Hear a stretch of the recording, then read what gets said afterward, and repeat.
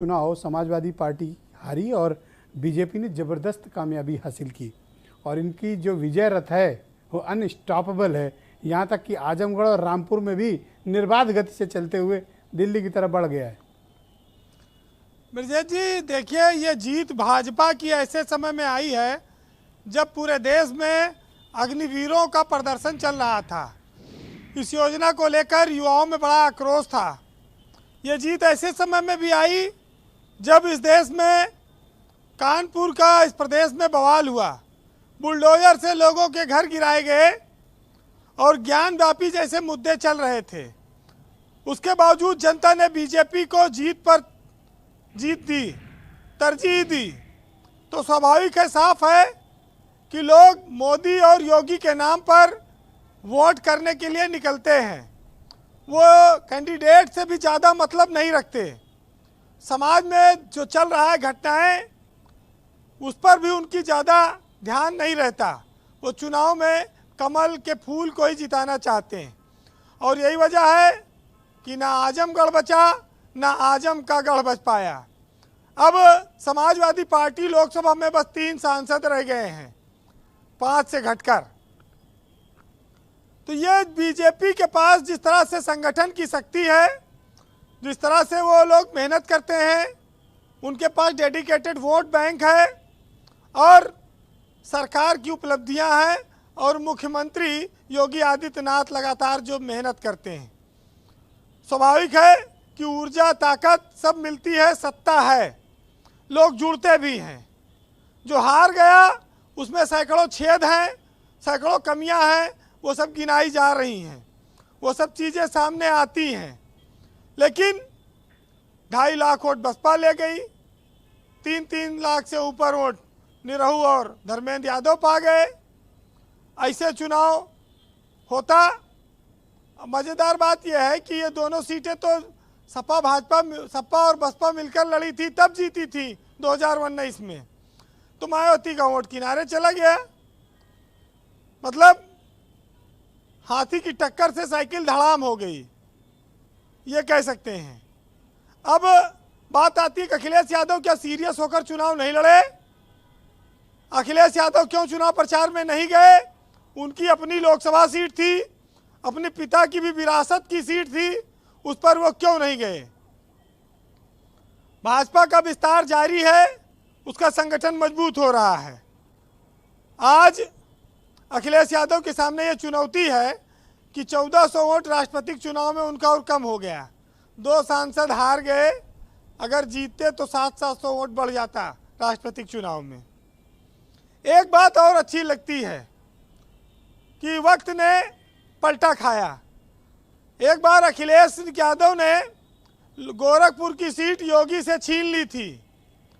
अब योगी ने आजमगढ़ की सीट अखिलेश यादव से छीनकर हिसाब बराबर कर लिया है। ये भी लोगों को याद होगा। देखिए, रेड सिग्नल राजनीति में दिखा रहा है। समाजवादी पार्टी की टोपी भी लाल है, लेकिन वो इस रेड सिग्नल को शायद देख नहीं पा रही है या जानबूझकर अनजान बन रही है। वो रेड सिग्नल है भाजपा। वो छोटे छोटे पार्टियों को, क्षेत्रीय दलों को खत्म करने की ओर बढ़ रही है। अगर वोटों का बिखराव जारी रहा तो 75+ का जो 2024 का नारा है लोकसभा का, अब वही योगी आदित्यनाथ ने कहा कि हम 80 सीटें जीतेंगे। तो 80 में 80 भी जीत सकते हैं। तो ये अखिलेश के साथ साथ मायावती का भी 0 हो जाएगा, जो 8-10 सीटें लेकर बैठी हैं, अगर 80 में 80 आई बीजेपी की तो। अच्छा, एक चीज़ और आती है कि अखिलेश के साथी धीरे धीरे छूट रहे हैं। पहले केशव देव मौर्य गए, संजय चौहान गए, अब इस हार के बाद ओम प्रकाश राजभर की स्थिति क्या होगी, डावाडोल होगी, ये भी देखना होगा, क्योंकि सहयोगी दल बिना सत्ता के ज़्यादा दिन रह नहीं सकते। एक और बात आई कि आजम खां जेल से छूटे थे, आंधी है, तूफान है, सहानुभूति है, अब की कोई हरा नहीं सकता रामपुर में।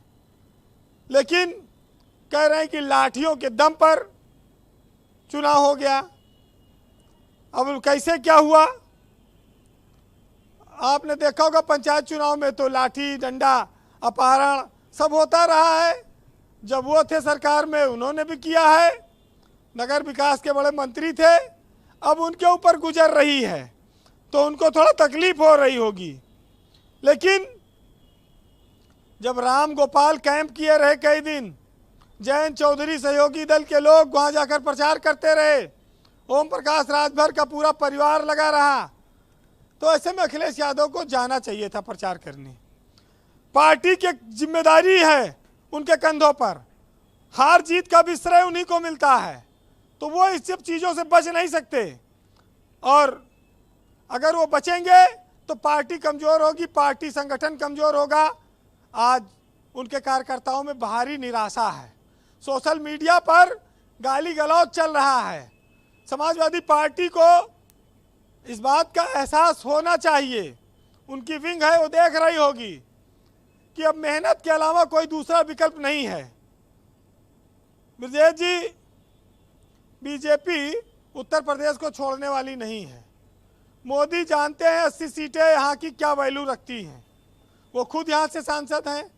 योगी के नेतृत्व में लगातार पार्टी जीत रही है, दोनों का की जोड़ी अटूट बनती जा रही है। तो भाई ये यूपी काहे छोड़ेगी भाजपा।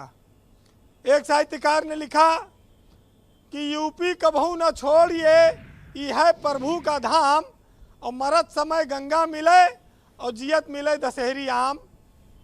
तो इस समय सीजन चल रहा है, भाजपा भी पूरा आनंद है। तो अच्छा, ओम प्रकाश राजभर को आपने सुना, वो कह रहे हैं कि दुश्मन हमारे घर में घुस चुका है और मैं मायावती से बात करूंगा और ये झगड़ा नहीं होना चाहिए, बंद करो।